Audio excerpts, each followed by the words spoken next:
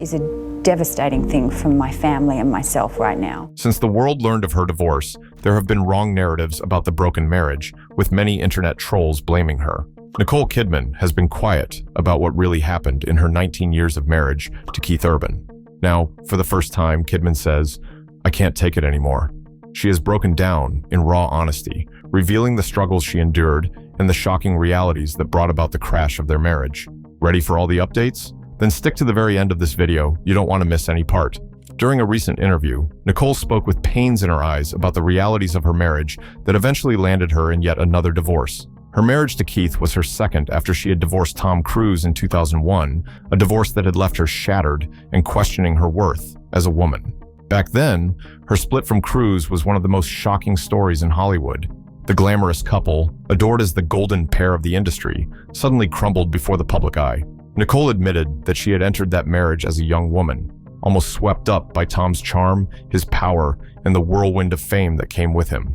For 10 years, she stood beside him, smiling on red carpets, giving interviews about their love, and raising their adopted children. But behind the walls of their multi-million-dollar mansions, cracks had begun to form. She described feeling overshadowed, unheard, and eventually discarded. When Tom filed for divorce, Nicole confessed she felt like the ground beneath her had been pulled away. That's probably the biggest loss, is you lose the person that knows everything. After that heartbreak, Nicole poured herself into her work. Acting became both her refuge and her therapy, but even then, she longed for love. The kind of love that wasn't based on power dynamics, fame, or control. When Keith Urban came into her life in January 2005, it felt like fate had finally given her a second chance. He was charming, musically gifted, and seemed to understand her in ways others hadn't. By 2006, they got married. Their wedding in Sydney was a fairy tale. Photos of them holding hands and gazing into each other's eyes painted the image of true devotion. And in interviews, Nicole spoke glowingly about how much Keith loved her, how he made her happy, and how she finally felt blessed. But fairy tales are often more fragile than they appear. Slowly, what she described as a blessing began to drain her before she realized. Nicole admitted she wasn't perfect, that she had made mistakes, that she had sometimes lost her cool in the marriage, but she also acknowledged her strength. "I thought Keith would be my forever," she said, "but instead, I had to deal with the drama all over again." As the interview proceeded, Nicole's eyes filled with tears, but there was also a quiet strength in her voice as she dived into more shocking details. In Nicole's opinion, the first mistake with Keith was rushing into marriage with him. She admitted that blinded by loneliness and desperate to have her own man, she barely gave herself the time to truly understand who Keith was and who she was with him. In my spontaneous way, got married very quickly. She confessed in her interview that they never really had the hard conversations before marrying. "We just assumed love would carry us through." But once the honeymoon glow faded, reality began to reveal itself. Nicole's expectations were overwhelming. She carried into the marriage the scars of her first divorce, determined to build a home that would last forever. But that determination sometimes made her overlook glaring warning signs. The lack of time they spent truly knowing each other also meant they discovered incompatibilities too late. Even their love languages didn't align. Nicole sought reassurance, stability, and words of affirmation. Keith sought freedom, validation, and indulgence. Instead of building bridges, they built walls. Nicole admitted that rushing into marriage had been a way of filling the void she carried after Tom, also pointing out that public pressure played its part. The worst thing that can happen with success is that you get frightened. According to her, one of the biggest issues in the marriage was Keith Urban's constant toxic concern about her success, finances, and net worth. Nicole Kidman revealed that the subject of money, which she thought would never come between them, became the thorn that pricked their marriage until it bled. From the very beginning, Nicole knew she had accumulated more wealth than Keith. With her decades of acting in blockbuster films, winning Oscars, and commanding millions per role, her fortune dwarfed his, but she didn't mind. Keith was doing great too as a musician. She never saw marriage as a competition. To her, marriage was about love, trust, and building together. But Keith, as she recalled with a tired look in her eyes, never saw it like that. It started subtly. During their engagement, when the topic of a prenuptial agreement came up, Nicole admitted she insisted on it. "My lawyers advised me, and I agreed. I needed to protect my children and my future," She recalled the long conversations where Keith felt insulted, acting as though the very idea of a prenup was proof she didn't trust him. Nicole said those words hurt her deeply. She didn't want to see it as a lack of love on his part. She wanted to believe he was just hurt. But she stood firm, insisting the prenup was necessary. Now, here's where it gets even more interesting. One of the most dramatic elements of her prenup with Keith Urban became the very thing that poisoned their love story, the so-called cocaine clause. Wary of Keith's long-documented history with substance abuse, this clause was added stating that Keith was entitled to $600,000 for every year of marriage he stayed sober. But just 4 months into their marriage, the clause was breached. Keith relapsed. According to her, what mattered at that point was his betterment. She supported Keith through his rehab. Yet instead of gratitude, Nicole noticed something else in his eyes: shame mixed with resentment. He focused on the cocaine clause. He knew that by relapsing, he had technically breached the prenup. And rather than owning it, Keith began to turn it into a weapon against Nicole as if he had other plans. This had made many wonder whether Keith was more interested in money than marriage. According to Nicole, the arguments between them became brutal. The clause became an invisible third party in their marriage. Nicole said she never once threatened to use it against him, but Keith acted as though she had a knife at his throat. Over time, the cocaine clause wasn't just a line in a document, it became the shadow over every aspect of their relationship. Keith felt bad, yet good about the clause. If he stayed sober, it benefited him. When he relapsed, it returned as proof of Nicole's foresight. Either way, it poisoned the trust between them. What Nicole hadn't anticipated was how deeply Keith's pride was wounded by the clause. Friends close to the couple recalled Nicole's exhaustion. She was constantly defending herself, one friend said. As their marriage went on, Keith began guilt-tripping her more openly.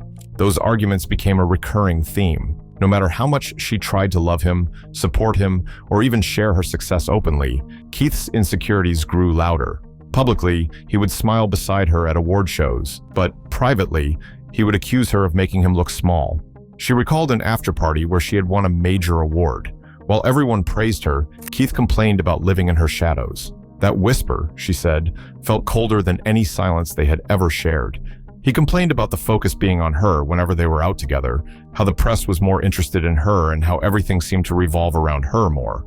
Nicole admitted she began walking on eggshells, avoiding conversations about money altogether. She would downplay her achievements, sometimes even turning down projects to avoid stoking his resentment. But the irony was, no matter how much I tried to shrink myself, he still saw me as towering over him, she confessed. The guilt-tripping took its toll not only on her spirit, but also on their children. Nicole revealed that sometimes arguments spilled over into family time. Their daughters overheard the tension, and Nicole feared the unhealthy narrative they were absorbing, that a woman's success could threaten love, that a man's ego could weaponize insecurity into abuse. Nicole shared that at a point, she convinced him to join her for a counseling session, and yet, the therapist couldn't help.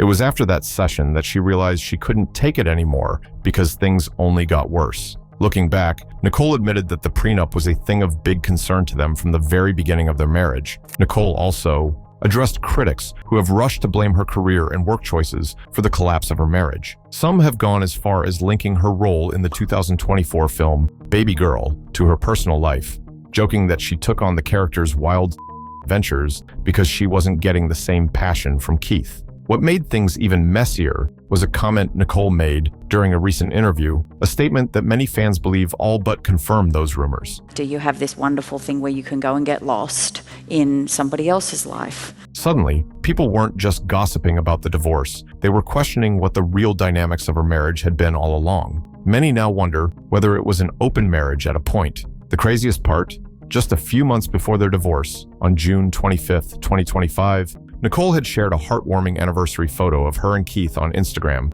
as though nothing was wrong. To fans, it looked like a picture-perfect love story. But now, in light of her revelations, that sweet post feels less like a celebration of love and more like a ritual she had to do in order to prevent rumors. Nicole admitted that Keith stopped showing support for her career the way he once did. When she took on challenging projects, like her role in the 2024 film Baby Girl, instead of celebrating her achievements, Keith grew distant. Critics also argued that, after all, she was a global star, constantly filming and promoting projects across the world. Surely, they argued, Keith must have felt neglected. But the irony is, it was Nicole who got neglected. In fact, Nicole revealed she had made significant sacrifices for her marriage, the kind many people didn't realize. She said it was no secret, yet it had been overlooked as nothing. Early on in their marriage, she traded her glamorous city lifestyle she was accustomed to for a quiet, rural life on a farm in Nashville. It wasn't just about moving, it was about reshaping her entire identity. The decision was made for Keith, who preferred there, but over time, that sacrifice seemed to weigh unevenly. Nicole insists that she never stopped trying. She adapted to life in Nashville, raised their children with love, balanced her career with her responsibilities at home, and stood by Keith through struggles that nearly consumed their marriage. But what she couldn't accept anymore was the growing resentment that Keith harbored,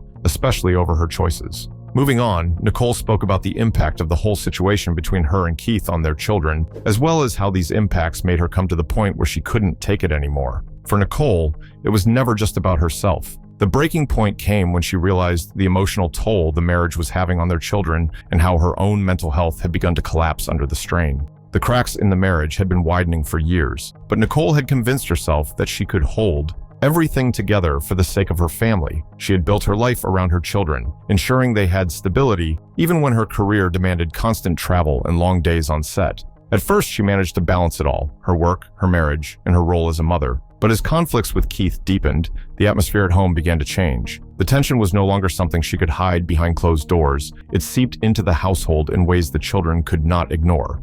No matter how much parents try to shield their children, they always sense when something is wrong. The long fights, all of it weighed on the kids. Nicole noticed subtle changes, like their withdrawn behavior at school functions or their reluctance to talk about their father when friends asked. What should have been a safe space for them slowly turned into an environment filled with unease. Nicole's mental health began to unravel as well. Living in the glare of the public spotlight only made it worse. Every day, she found herself battling waves of anxiety. She carried the burden of appearing composed for the cameras while collapsing internally when the lights were off.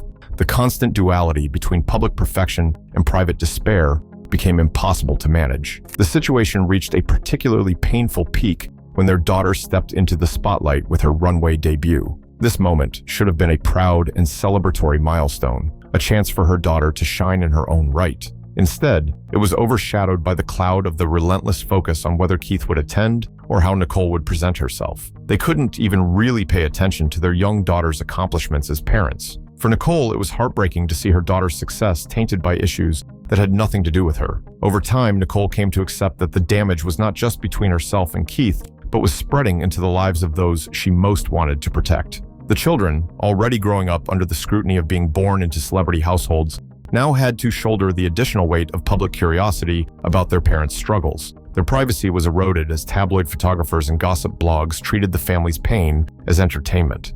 At home, the effects were even clearer. Nicole saw the sparkle in their eyes begin to fade, replaced by questions they didn't have the words to ask. For her, there was no greater signal that things had gone too far. The imbalance left her drained, and the children caught in the crossfire. And at that point, she said she had to take care of herself to be able to care for her children, and divorce would give her that peace. Taking care of myself means so that I can take care of them. Walking away was not a choice she made lightly. It came after years of sacrifice, endurance, and hope that things might change. But the reality became undeniable. Continuing in the marriage meant allowing her children to suffer and her own mental health to deteriorate further. Leaving was, in the end, an act of protection for her and, more importantly, for them. Additionally, she pointed out that since the divorce was made public, the media's obsession has only deepened the wounds. Each article, each headline, each viral post dragged the family's private struggles into the public sphere, making it harder for anyone to heal. She emphasized that she can't take any more of the divorce saga and would really appreciate it if the media focused on her work. So, what are your thoughts? Let's know in the comments section. Subscribe to this channel for more videos like this, like and share,